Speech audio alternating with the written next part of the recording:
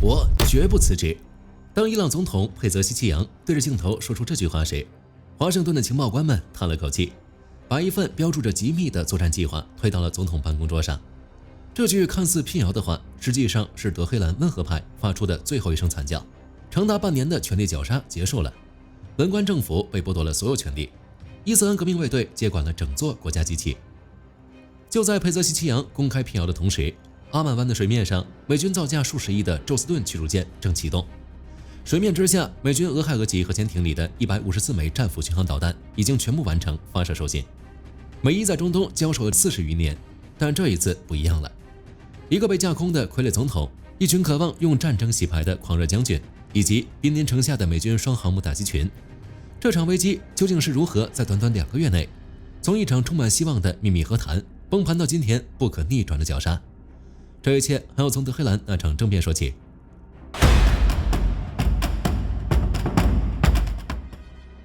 如果你仔細看看佩澤西奇揚接受採訪的每一個字，就會發現這場所謂的闢謠背後，隱藏着一位溫和派總統最大的悲劇與無奈。作為一名擁有醫生背景出身的政治家，佩澤西奇揚從走上政壇的那一刻起，執政的核心動機就非常明確，他不想看到伊朗民眾受苦。長期的國際制裁、崩潰的本國貨幣、飆升的通脹，已經把數千萬普通的伊朗家庭逼到了生存邊緣。在他的理念中，與美國无休止的對抗不是英雄主義，而是在用普通人的未來做豪賭。他深知，一旦與美軍爆發全面戰爭，遭受毀滅性打擊的絕不僅僅是軍事設施，而是整座國家的生計。為了不讓伊朗陷入生靈塗炭的戰火，佩澤西奇揚頂着巨大的國內壓力，成為最高決策層裡堅定的和平派與止戰派。時間倒回到2026年6月，當時的佩澤西奇揚政府決定為國家的未來賭一把。根據有關信息披露，他主導了一場秘密外交，通過阿曼等第三方渠道向華盛頓傳遞了誠懇的緩和信號。佩澤西奇揚的方案非常務實且極具誠意，他願意在核濃縮項目上做出實質性讓步，並由文官政府向美國保證霍爾木茲海峽的安全與通暢。而他的訴求就是希望美國鬆綁對伊朗民生領域的石油制裁，給陷入絕境的伊朗人一条活路。這原本是一場能夠讓中東避免浩劫的和平契機，但佩澤西奇揚的愛國與克制，在強硬派眼中卻成為了不可原諒的弱點。對於革命衛隊的將軍們和最高領袖哈梅内伊而言，依靠對抗維持統治才是他們的生存法則。他們根本不在乎底層民眾的疾苦，反而將佩澤西奇揚外交求和的努力視對信仰的背叛和向美國的跪求。於是，一場和平計劃的破壞開始了。在當初和談進入最關鍵時刻的6月中旬，革命衛队直接繞過了總統府，擅自出動無人艇逼停襲擊商船。總統在前線為了和平奔走，革命衛隊卻在後方試圖引爆戰火。革命衛隊用這種極端手段砸碎了佩澤西奇揚好不容易爭取來的和平曙光。總統知道和平的重要性，但總統決定不了和平。而這也是為什麼我們看到伊朗一面表達談判意願，一邊不断騷擾美國及其盟友的原因。面對軍方的狂妄行徑，佩澤西奇揚展現了最後的骨氣。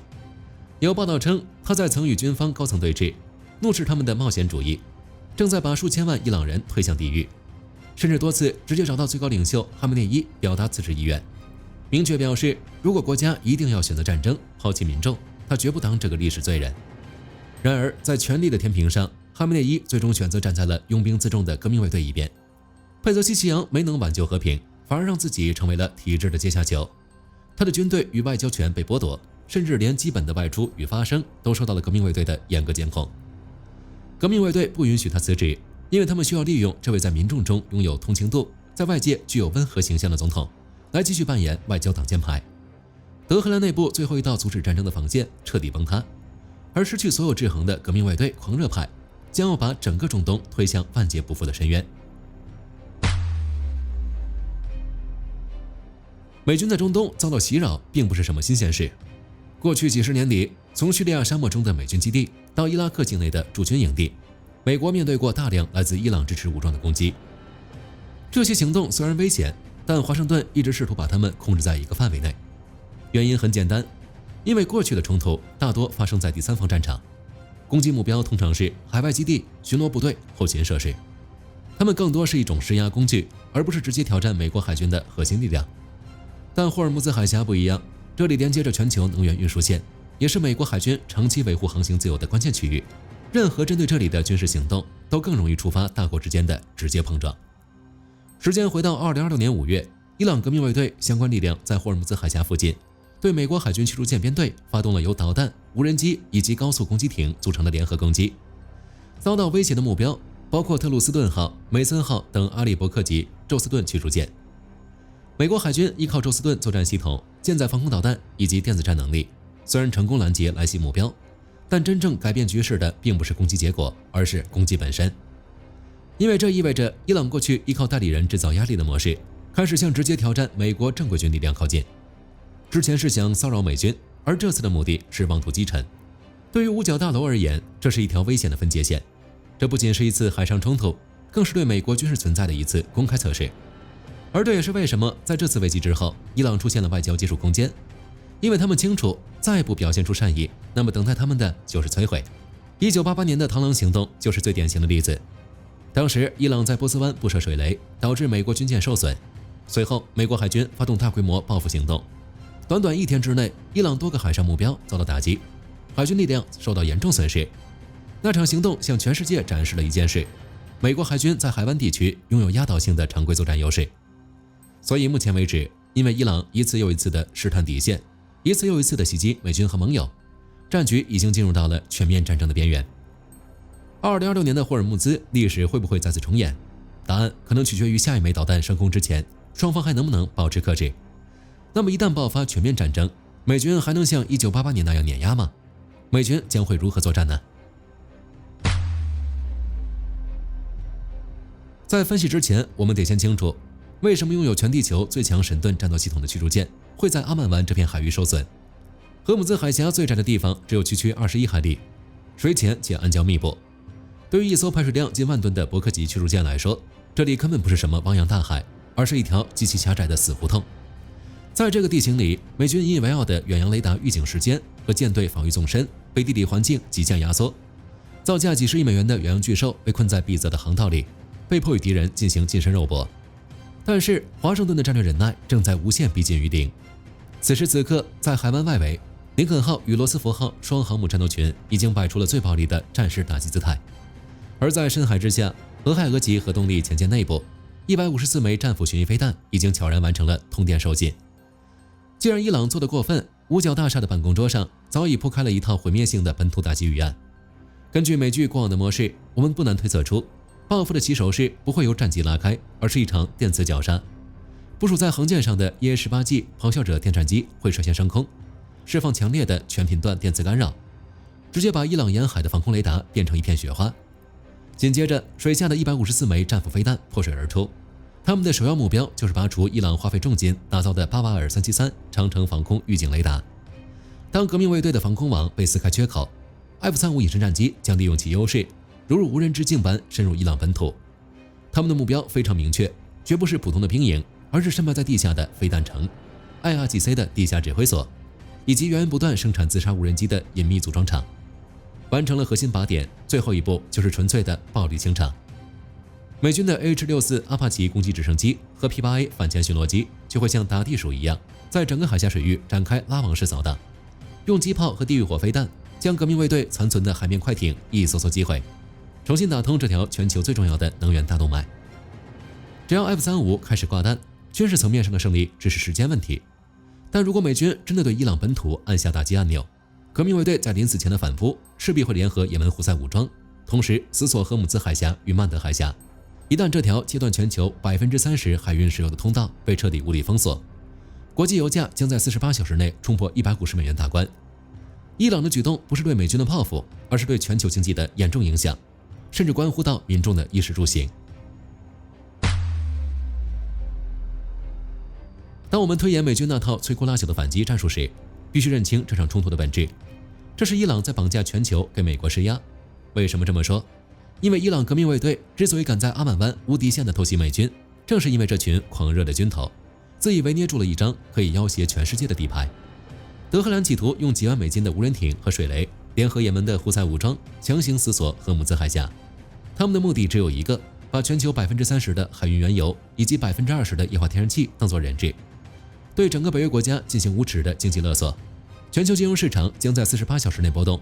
國際原油價格將會被推到每桶150美元甚至200美元，途經中東的海運保費更會以幾倍的瘋狂比例向上狂飆。對於遠離中東戰場的人來說，很多人可能會認為這只是一場發生在波斯灣附近的軍事衝突，但霍爾木茲海峽的特殊性在於，這裡連接的不是2個國家，而是整個世界能源體系。歷史上每一次中東危機都會迅速反映在能源價格上，因為市場最害怕的從來不是某一天少運了多少石油，而是不確定性。當航運公司開始繞行，當能源企業開始提前儲備庫存，整個供應鏈都會受到影響。而最大的風險在於，伊朗並不一定需要徹底關閉海峽，只要讓國際航運相信這裡已經不安全，影響就會迅速擴大。這也是為什麼霍爾木茲海峽一直被稱為全球能源的咽喉。過去，美國在中東投入大量軍事力量，其中一個重要原因就是保證這條航線不會被任何國家單方面控制。而且，如果冲突升級，伊朗也擁有繼續擴大壓力的手段。除了霍爾木茲海峽，伊朗支持的地区力量同樣可能對其他重要航道制造威脅。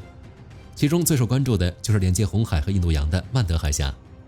如果2個關鍵航道同時受到影響，全球貿易將面對更加嚴重的壓力。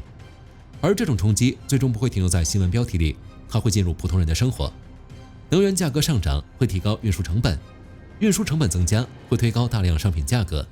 對於高度依賴進口能源的亞洲經濟體來說，這種影響尤其明顯。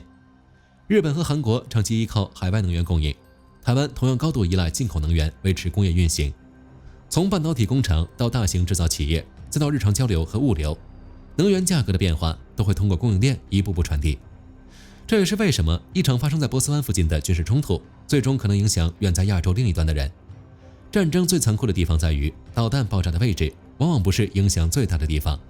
真正受到影響的可能是幾千公里之外。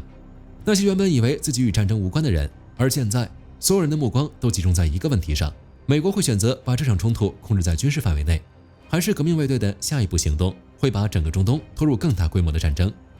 因為到了這個階段，問題已經不只是伊朗能不能承受美國的打擊，而是這場危機會不會最終改變整個世界的能源格局。現在，讓我們把所有的时間線收束到2026年8月的這幾天。在德黑蘭，一位被徹底剝奪兵權，只能對着電視鏡頭無奈辟謠的傀儡總統，一群為了保住權力，不惜用全球經濟當肉盾的革命衛隊將領。而在阿曼灣的外圍，是箭在弦上，誓言要捍衛全球航行自由的美軍雙航母戰鬥群。伊朗的正在突破底線，倒計時的懷表已經滴答作響。既然德黑蘭執意要把全球拖入通脹的深淵，那美軍只能用戰斧飛彈給他們上一堂刻骨銘心的課。那麼這個問題交給你，面對伊朗革命衛隊這種明目張膽綁架全球能源的無賴行徑，你認為美軍的 F-35是不是應該直接掛載鑽地炸彈，對伊朗的地下飛彈城進行最徹底的清場，一勞永逸地斬斷他們的黑手？在維護大洋秩序與承受短期通脹陣痛之間，你會作何抉擇？好了，關於中東的故事，今天就和大家聊到這裡。